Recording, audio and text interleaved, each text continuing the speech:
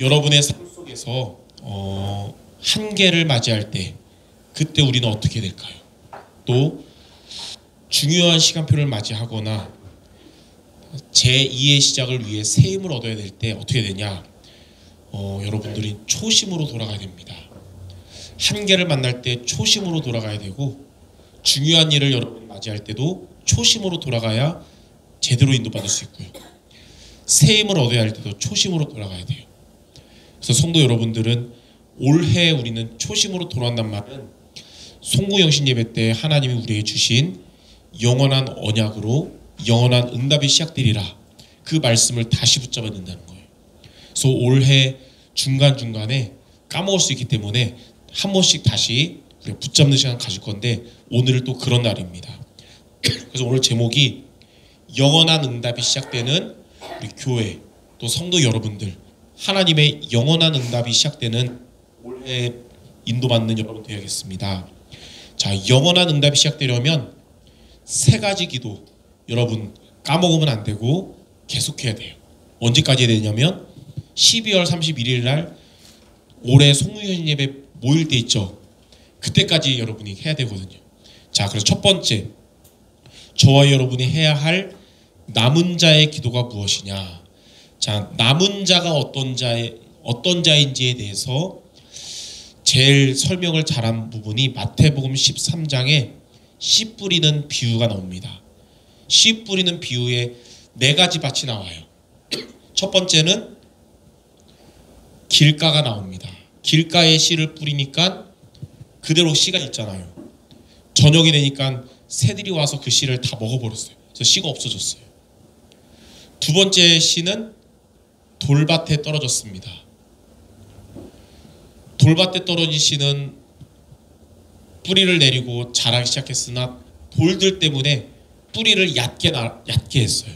그래서 결국은 자라다가 햇빛에 결국 말라 죽게 됐습니다. 세 번째 씨는 가시떨기에 떨어졌습니다. 가시떨기에 떨어진 씨는 자라는 데 있어서 가시에 엉키다 보니까 가시에 찔려서 기운이 진해서 죽었더라 그래 나와 있어요. 네 번째 씨는 좋은 맛인 옥토에 떨어졌는데 여기에 떨어진 씨가 잘 자라서 30배, 60배, 100배 열매를 맺게 됐습니다.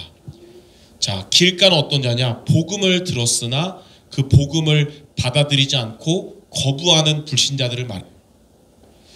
돌밭은 어떤 자냐면 복음을 듣고 예수님을 구주로 영접을 했는데 뿌리가 깊지 못하기 때문에 어려움이 오고 환난 문제 오니까 복음을 포기한 신자를 말합니다.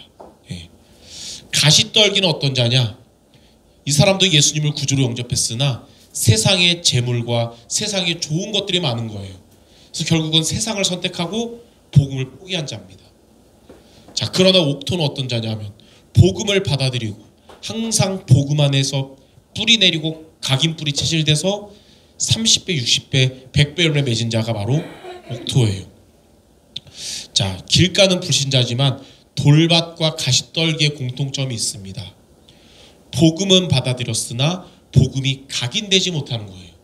복음이 각인되지 못하면 문제 올 때 무너지거나 세상의 육신적인 좋은 것 앞에 무너집니다. 그러나 복음이 각인되면 옥토처럼 끝까지 남은 자가 돼서 30배, 60배, 100배 열매 맺는 거예요. 그래서 우리 성도 여러분들, 복음 가진 여러분들, 돌밭이나 가시떨기 되지 말고 옥토가 되시기 바랍니다. 이게 바로 남은 자예요. 그래서 남은 자의 기도는 뭐냐? 복음 가진 여러분들, 복음이 여러분에게 각인되게 하는 기도입니다. 그래서 첫 번째, 남은 자의 기도는 복음을 각인하는 기도. 올해 저와 여러분이 영원한 응답받기 위해 해야 될 첫 번째 기도는 하나님, 복음을 가진 나, 복음이 각인되게 없어서. 왜냐하면 각인된 대로 응답이 와요. 각인된 대로. 복음이 각인되면 말씀 성취에 영원한 응답이 오거든요. 똑같이 말씀을 붙잡았는데 어떤 사람은 그 말씀 잡고 기도했는데 응답이 와요. 어떤 사람은 말씀 잡고 기도했는데도 응답이 안 오는 것 같아요. 뭐가 차이냐? 복음이 각인됐느냐 안 각인된 차이예요. 여러분들에게 복음이 각인되는 올해가 되기 바랍니다. 첫 번째로 마태복음 16장 16절, 예수님이 너희는 나를 누구라 하느냐 물어봤을 때 시몬 베드로가 이렇게 말합니다. 예수님께 주는 그리스도시요 살아계신 하나님의 아들이십니다. 이게 바로 복음이거든요. 바로 예수님이 그리스도라는 복음, 주는 그리스도시요, 그 말이 뭐냐, 예수님 당신이 하나님 떠난 나에게 하나님을 만나는 길이 되신 참된 선지자 되시고, 예수님 당신이 나를 죄와 저주 재앙에서 해방시켜 주신 참된 제사장이시고, 예수님 당신이 나를 사탄의 권세에서 건져내신 참된 왕이십니다. 이 베드로의 고백처럼 예수님이 그리스도라는 이 복음이 여러분의 고백이 되시기 바랍니다. 자, 두 번째로 로마서 16장 25절에서 27절에 보니까 이 복음은 1년짜리 복음이 아니에요. 영세전부터 감추어졌다가 이제 나타나신 바 되고 영원히 세세 무궁토록 있을 복음이라 그랬어요. 다시 말해서 복음은, 저와 여러분이 각인해야 될 이 복음은 영원한 것입니다. 그래서 여러분들 삶에 있어서 지나가는 것들 많아요. 지나가는 것들 때문에, 지나가는 것에 매여서 이 영원한 것을 놓치지 않는 여러분 되시기 바랍니다. 사탄은 여러분 어떻게 속이냐면 지나가는 거 붙잡고 영원한 것 놓치게 속여요. 누구에게까지 속였냐면 예수님에게 나타나가지고, 예수님이 공생에 시작할 때 그 산에서 40일 금식기도 했잖아요. 그때 마귀가 예수님께 마태복음 5장에 4장에 나타나가지고 뭐라고 속이냐, 자꾸 기도 못하도록 방해하면서 여기 있는 금식하고 기도하고 있는 예수님께 떡처럼 생긴 돌을 주면서 돌을 떡으로 만들어 먹으라는 거예요. 이렇게 마귀가 속이는 거예요. 육신적인 것 선택하게 하면서 영적인 거 놓치게 하는. 여러분 육신적인 것 때문에 시험 들지 말고 영적인 복음을 각인하시길 바랍니다. 자, 세 번째, 요한복음 15장 1절에서 8절에 보니까 예수 그리스도는 포도나무고 우리는 그 포도나무에 붙어있는 가지거든요. 가지가 포도나무에 붙어 있어야 돼요. 그래야 열매를 맺고 또 잘 자라는 거예요. 근데 가지가 포도나무에서 벗어나면 말라 죽게 되겠죠. 열매도 못 얻고요. 항상 우리는 그리스도 안에 있어야 됩니다. 올해 여러분 어디에 있든지 무슨 일을 만나든지 항상 그리스도 안에 있기 바랍니다. 그게 포도나무에 붙어있는 가지예요. 그러면 포도나무에 붙어있는 가지는 꽃을 피우는 게 놀라운 일이 아니라 정상적인 당연한 일이에요. 열매를 맺는 것도 기적이 아니라 당연한 응답이에요. 여러분 올해 그리스도 안에 항상 거하면 하나님이 여러분에게 30배, 60배, 100배 열매 맺게 하는 것은 기적이 아니고 당연한 응답으로 오게 될 줄 믿습니다. 영원한 응답은 당연히 오게 될 거예요. 자, 그래서 이렇게 복음을 각인하는, 기도하는 우리 성도 여러분들을 통해서 하나님은 어떤 응답을 주시냐면 빛의 교회가 회복되는 응답을 주실 겁니다. 자, 빛의 교회가 회복된다는 말은 우리 수정교회의 세 가지 뜰의 응답을 받게 된다는 겁니다.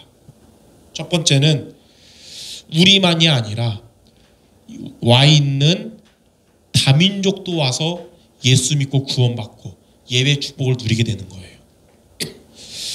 한 달 전쯤에 서울의 정릉 사랑교회의 한 여자 부목사님한테 전화가 왔었는데 아주대에 볼리비아 여학생이 있어서 연결해주고 싶다고, 그 사람이 복음 듣기를 원하고 예배드리기 원한다고. 그래서 만나기로 했는데 사정이 생겨가지고 지연되고 있거든요. 아, 더 기도하라는 뜻인가 보다. 앞으로 이제 외국인들도 와서 복음을 듣는 응답을 우리 교회가 받아야겠습니다. 왜냐하면 세계 복음화로 교회 돼야 되니까요. 또 우리가 계속 선교하고 있는 태국과 중앙아시아 시국 놓고도 계속 기도하고 응답받는 교회가 되야겠습니다.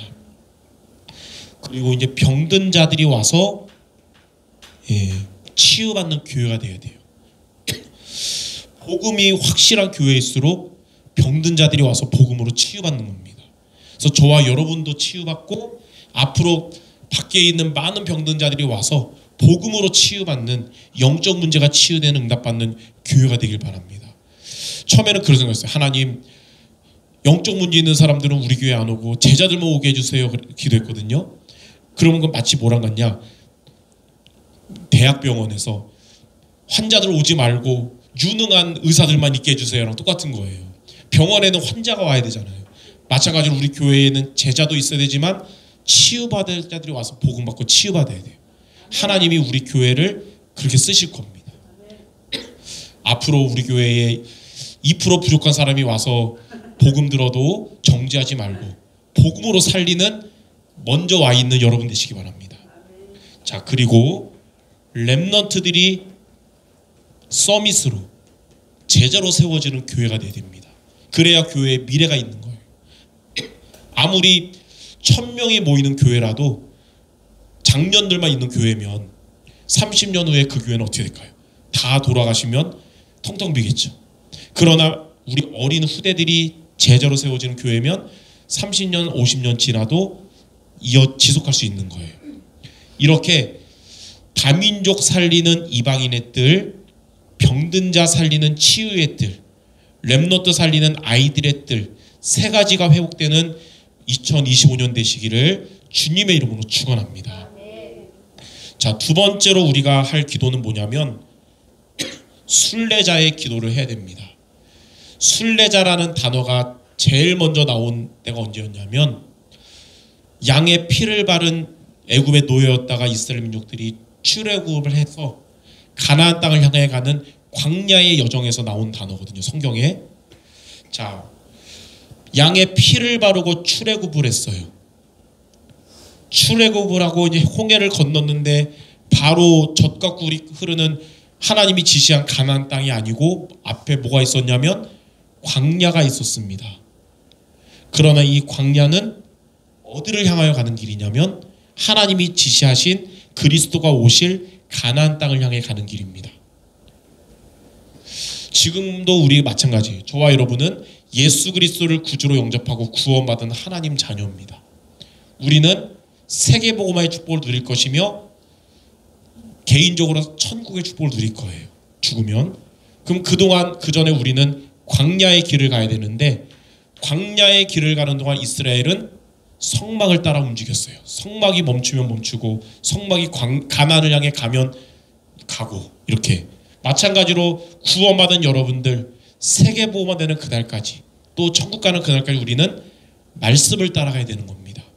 그래서 순례자의 기도는 무슨 기도냐면 말씀을 따라가는 기도입니다.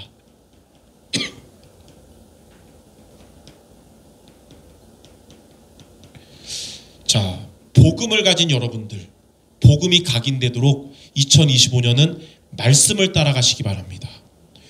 예전에 그 말 많이 했잖아요. 광대는 줄을 타고 제자는 말씀을 탄다. 여러분 제자니까 말씀 따라가야 되는 거예요. 자, 첫 번째로 마태복음 24장 14절. 이 천국 복음이 모든 민족에게 증거된 이후에 끝이 올 것이다. 그리스도 복음이 온 세계에 전파되고 주님이 재림하시면서 세계가 끝난다고 성경에 나와 있어요. 그날이 언제인지는 몰라요. 아무도 모르지만 반드시 하나님은 세계복음만 하신다고 말씀하셨어요.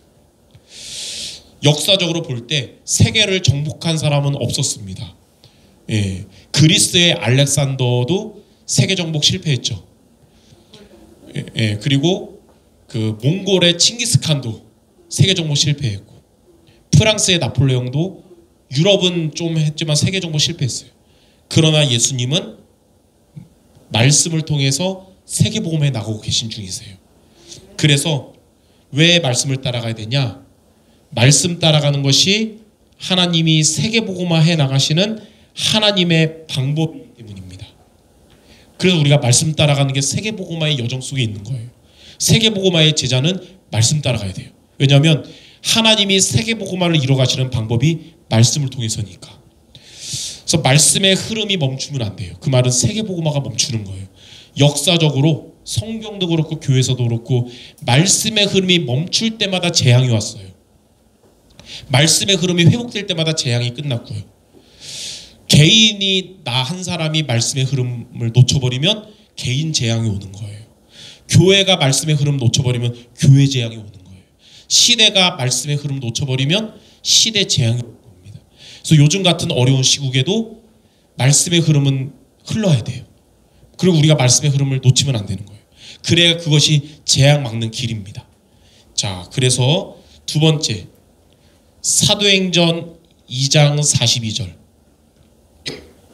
사도의 가르침을 받아 교제하고 떡을 떼며 기도에 있었다. 초대교회 성도들은 세계복음화의 흐름을 강단을 통해서 따라간 거예요. 그래서 여러분들 어떠한 상황이 있든지 강단을 통해서 말씀의 흐름을 따라가시기 바랍니다. 이번 주 초에 부산을 내려갔거든요. 장거리 운전하니까 한 이틀 텐션이 낮아졌어요. 피곤해가지고. 그 다음날도 그렇고 어디 가는 데마다 졸립더라고요. 그래서 오늘 또 이제 아침에 걱정되는 거예요. 부산에서 또 수원 올라오는 장거리 운전하면 금요기도회 때 텐션이 없이 또 그러지 않을까. 근데 하나님이 역사하셨는지 오늘따라 제가 이 성령 충만함이 넘치네요. 예. 자, 우리는 이렇게 말씀 강단을 통해서 세계복음화의 여정을 걸어가야 되고요. 이렇게 할 때 로마서 10장 17절에 믿음은 들음에서 나고 들음은 그리스도의 말씀으로 말미암느니라. 여러분이 예배 때 모여서 복음의 말씀 들으면 맞아, 예수님은 그리스도야. 나는 하나님의 자녀야. 하나님이 나를 통해 우리 가정을 살릴 것이고 현장 살릴 것이고 세계복음화 하실 거야.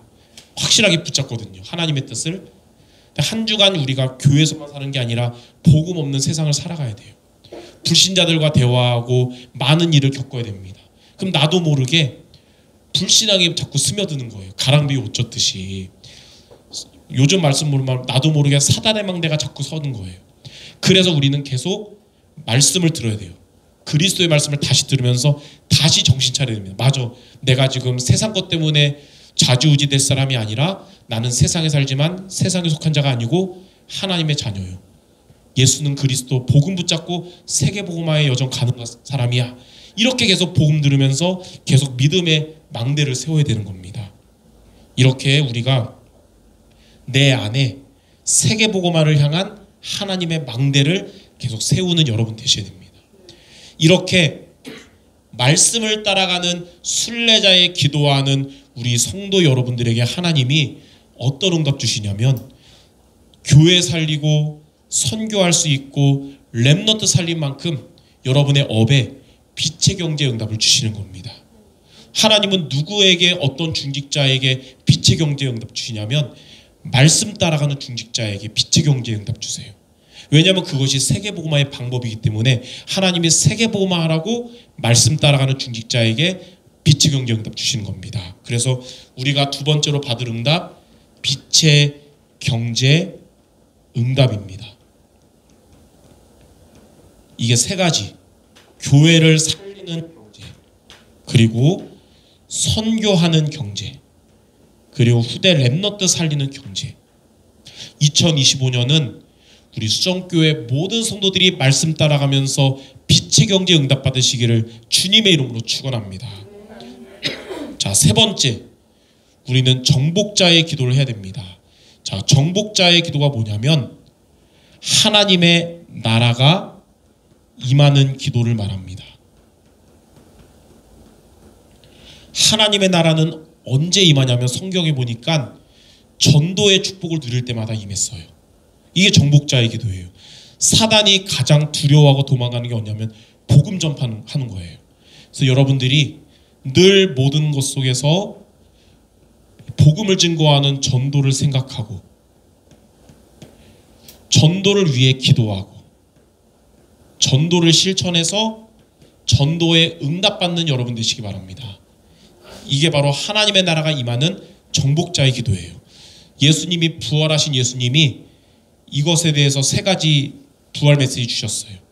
첫 번째 마태복음 28장 18절에서 20절. 예수님 말씀하셨습니다. 하늘의 권세, 땅의 권세가 내게 있다 그랬어요. 예수님께는 하늘의 권세가 있어요. 성삼위 하나님이 역사하시는 권세예요. 또 땅의 권세가 있습니다. 이 세상을 장악하고 있는 흑암 권세가 무너지는 권세. 근데 뭐라 말씀하셨냐면 모든 족속으로 가서 제자를 삼아라. 그러면 이 권세 가진 내가 너희와 세상 끝날까지 함께 할 것이다. 그 말은 예수님의 하늘의 권세와 땅의 권세가 너희 있는 곳에 실현될 것이다. 언제? 모든 족속으로 제자를 삼을 때. 그래서 여러분이 전도를 놓고 기도하고 복음을 증거하고 이때에 하늘의 권세와 땅의 권세 가지신 예수님이 여러분과 함께 하셔서 그 권세가 실현될 것입니다. 두 번째, 마태복음 16장에도 보면 15절부터 보면 너희는 온 천하에 다니며 만민에게 복음을 전파하라. 이렇게 복음 전파할 때 하나님 나라에 임하는 게 뭐냐면 믿는 자들이 구원받을 것이고 예수 이름으로 귀신이 떠나갈 것이고 병든 자가 치유될 거다 그랬잖아요. 자, 이렇게 그 15절부터 20절에 보니까 복음 전파할 때 구원을 받고 또 흑암의 권세가 떠나가고 그리고 병든 자가 치유된다 그랬는데 이 예수님의 말씀을 듣고 오늘 20절에 제자들이 이제 나가서 복음을 전파할 때 보좌에 앉은 주께서 그들과 함께 하시며 그들 가는 곳에 역사하셨다 그랬어요. 여러분들 전도에 대한 말씀 받았다면 이거 붙잡고 돌아가서 여러분 있는 곳에서 기도하시고 실천하시면 보좌에 앉으신 주님이 이 말씀을 함께 하셔서 성취시켜 주실 겁니다. 이게 바로 정복자의 기도예요. 세 번째로 사도행전 1장 8절에 오직 성령이 임하시면 너희가 권능받고 땅끝까지 이르러 내 증인되리라. 그 말은 하나님이 여러분에게 증거를 주신다는 겁니다. 여러분들이 전도를 위해서 나아갈 때 하나님께서 여러분에게 증거를 주셔서 증인되게 하실 줄 믿습니다. 이렇게 저와 여러분이 하나님의 소원인 전도와 선교에 방향 맞추고 살아가는 우리 교회의 하나님은 어떤 응답 주시냐. 세 번째, 빛의 이정표가 세워지게 하실 겁니다. 자, 빛의 이정표가 뭐냐면 바로 제자가 세워진다는 거예요. 제자가 세워질 때 교회가 참된 부흥이 시작되는 거예요. 어쩌면 교회 부흥은 하나님의 뜻인데 왜 하나님이 당장 응답 안 주시고 기다리시냐? 성도들이 먼저 제자로 세워지기를 먼저 하는 거예요. 예전에도 그 얘기한 적이 있어요. 지붕을 넓게 하기를 원하잖아요. 마치 교회 부흥, 사업 번창. 근데 그거 전에 하나님 먼저 하시는 게 뭐냐? 넓은 지붕을 감당할 기둥들을 견고하게 하시는 겁니다. 세우시는 거예요. 그래야 지붕을 넓게 하는 거예요. 기둥이 부실하면 넓게 하는 만큼 무너지잖아요. 제자가 세워지지 않은 교회가 부흥하면 문제 오는 거예요. 여러분의 제자가 세우지 않은 사업이 번창하면 그것도 나중에 문제 와요. 그래서 하나님이 교회 부흥의 응답을 위해서 성도들을 지금 제자로 세워지고 있는 시간표구나. 그리고 여러분의 현장에 참된 전도의 응답도 제자를 찾아 세울 때부터 오는 겁니다. 그 전까지는 이 맨 땅에 헤딩하는 것 같은데 진짜 영접운동, 생명운동, 제자운동은 언제부터 일어나냐? 한 명의 제자를 찾을 때부터예요. 하나님이 그래서 이런 제자, 빛의 이정표 세워지는 응답을 전도에 방향 맞춘 여러분에게 주실 줄 믿습니다. 하나님의 마음에 합한 자를 통해 하나님의 뜻을 이루신다 그랬잖아요. 이 하나님의 마음에 합한 것을 여러분을 통해 하나님의 뜻을 이렇게 이루어 주시는 거예요. 말씀을 정리하고 마치겠습니다. 하나님은 올해 분명히 말씀을 통해 우리에게 영원한 응답이 시작된다고 약속하셨어요. 언약을 주셨는데 영원한 응답이 세 가지입니다. 빛의 교회가 회복되고 빛의 경제가 응답되고 또 빛의 이정표가 세워지는 게 영원한 응답이 시작되는 거예요. 그러면 이 응답 받도록 우리가 할 것은 세 가지 기도하시면 됩니다. 첫 번째, 복음을 각인하는 남은 자의 기도하시고 말씀을 따라가는 순례자의 기도하시고 전도에 방향 맞추고 하나님 나라가 임하는 정복자의 기도. 이 세 가지 기도 이번 주도 2025년 12월 31일까지 계속하시는 성도들 모두 되시기를 주님의 이름으로 축원합니다. 기도하겠습니다. 하나님 아버지, 복음을 각인하는 남은 자의 기도를 통하여 빛의 교회가 회복되게 하시며, 말씀을 따라가는 순례자의 기도를 통해서 빛의 경제에 응답받는 모든 성도 되게 하시고, 하나님 나라 임하는 정복자의 기도를 통해 제자 세우는 빛의 이정표를 세우게 하여 주시옵소서. 모든 말씀 우리 주 예수 그리스도 이름으로 기도드립니다. 아멘.